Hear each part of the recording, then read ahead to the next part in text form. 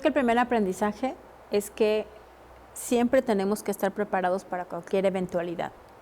Lo cierto es que habíamos pensado en muchos escenarios, pero jamás nos planteamos un escenario como el de la pandemia. Por lo tanto, como instituciones no estábamos suficientemente preparados ni teníamos las soluciones ya hechas para enfrentar una situación de pandemia. El aprendizaje es entonces siempre estar listo e ir adelante de cualquier cosa que pueda venir en el futuro, siempre pensar en el futuro. Teníamos algunas soluciones tecnológicas listas, pero en realidad no estábamos acostumbrados a utilizarlas. Por ejemplo, el tema del correo electrónico institucional o bien el uso de los LMS. Y finalmente fue en el momento de la pandemia en el que reconocimos que teníamos uno y tardamos un poco en que todos empezáramos a utilizar esas facilidades que ya teníamos de los correos electrónicos y por otro lado del uso más eficiente de los Learning Management Systems que ya teníamos trabajando en la institución, como Moodle, por ejemplo, que tenía pues ya mucho tiempo, tanto en el sistema de educación media superior como en educación superior. Aprendimos que no teníamos una comunicación eficiente, especialmente entre el profesor y el estudiante. Sí teníamos medios para comunicarnos en las instituciones, muy diversos, que todos conocíamos, pero algo pasaba en el aula que esperábamos que solo se diera dentro del aula. Por lo tanto, tuvimos que establecer un sistema de comunicación nuevo entre profesor y estudiante, vía correo electrónico, vía otras alternativas cuando era posible, vía WhatsApp, pero la verdad es que el sistema de comunicación sí cambió.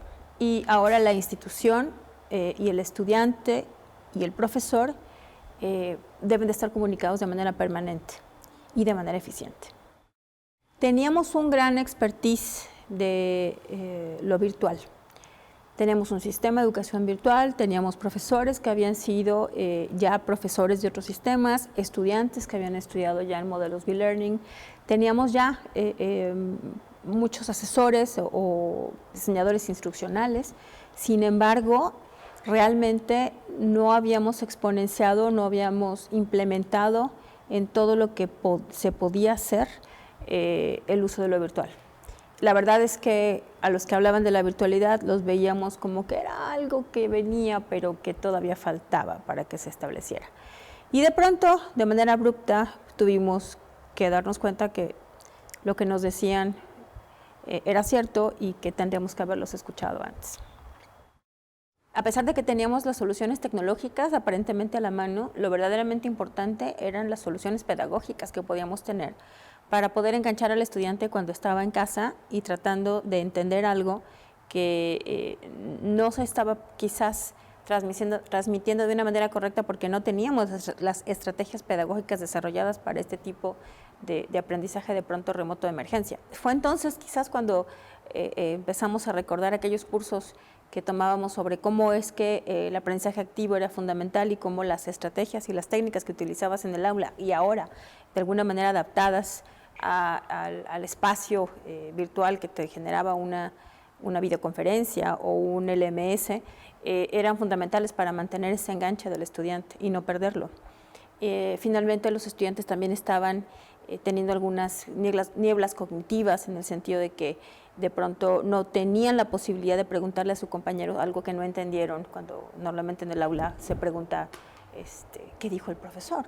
Y esa parte pues no la teníamos allí, por lo tanto perdían en gran medida el estudiante lo que pasaba en el proceso en el aula o fuera del aula, en el aprendizaje, en la clase. Creo que lo que aprendimos también es que más allá de los aprendizajes técnicos, las competencias conocidas como globales e interculturales eran fundamentales, las habilidades socioemocionales y que nunca como antes han estado en tal nivel de importancia en cuanto a los programas de estudio, ¿no? Quizás la parte técnica puede ser resuelta de pronto, pero esas competencias que tienen los estudiantes para poder colaborar con otros, trabajar en equipo, entender que existen diferencias, hay que trabajar con ellas, o simplemente solucionar problemas con otras disciplinas a través del trabajo interdisciplinario, es algo que también nos dejó muy clara como lección este proceso. Y eso implica para los profesores también que comencemos y que prioricemos el trabajo interdisciplinario con colegas para poder encontrar soluciones a problemas reales que creo que finalmente le ayudarán al estudiante a sentir que está aprendiendo algo significativo.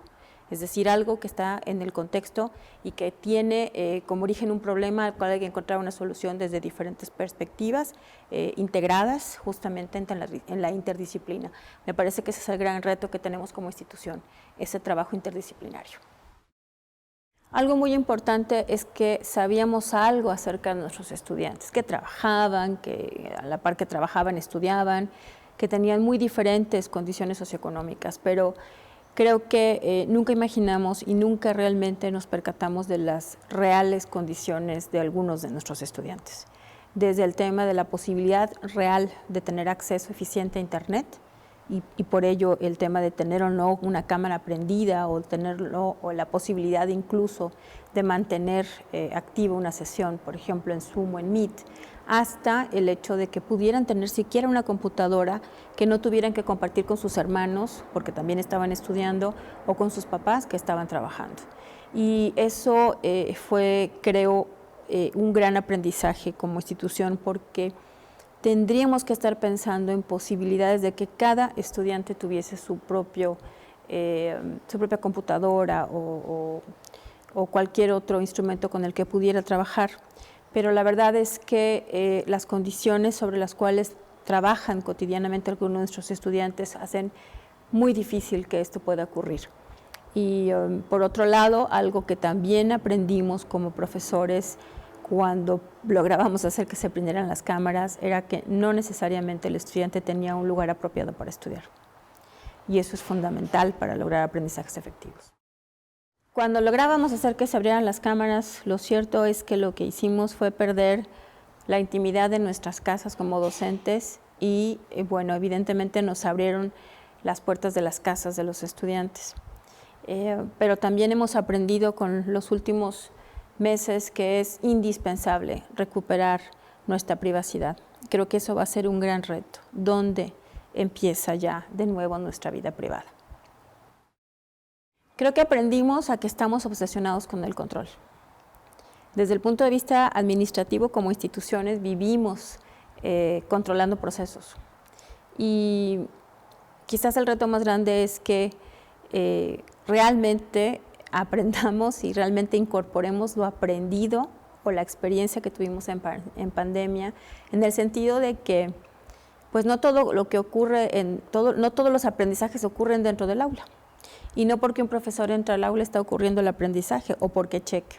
Creo que el gran reto allí es que tengamos una gran capacitación a los directivos, especialmente de las instituciones, para entender o para ayudarlos a entender cómo es este modelo centrado en el aprendizaje del estudiante, donde lo que importa es eso, el aprendizaje del estudiante. Y todo lo demás alimenta ese proceso. Pero no necesitamos tener sistemas de control tan rígidos que no nos permitan precisamente tener esas otras modalidades o formas o lugares para aprender. Y eso es un aprendizaje que espero que perdure. Para muchos docentes fue quizás la primera ocasión que tuvieron que hacer un video o estar frente a cámaras o quizás desarrollar algún recurso de aprendizaje para que sus estudiantes pudieran continuar con la clase. Creo que los profesores y muchos de ellos encontraron otros talentos. Se descubrieron a sí mismos como generadores de recursos que fueron muy exitosos. Y esas habilidades descubiertas tenemos que potenciarlas. No las habíamos descubierto tampoco nosotros, por lo tanto ahora se convierten en una gran ventaja que tenemos que tomar para poder entonces realmente transformar pedagógicamente a nuestras instituciones educativas. Creo que todos los colegas y todas las instituciones coincidimos en lo mismo. Cooperar y compartir son quizás las dos claves para lograr salir adelante de cualquier eventualidad, pero además del trabajo cotidiano que tenemos que hacer todos en la educación superior.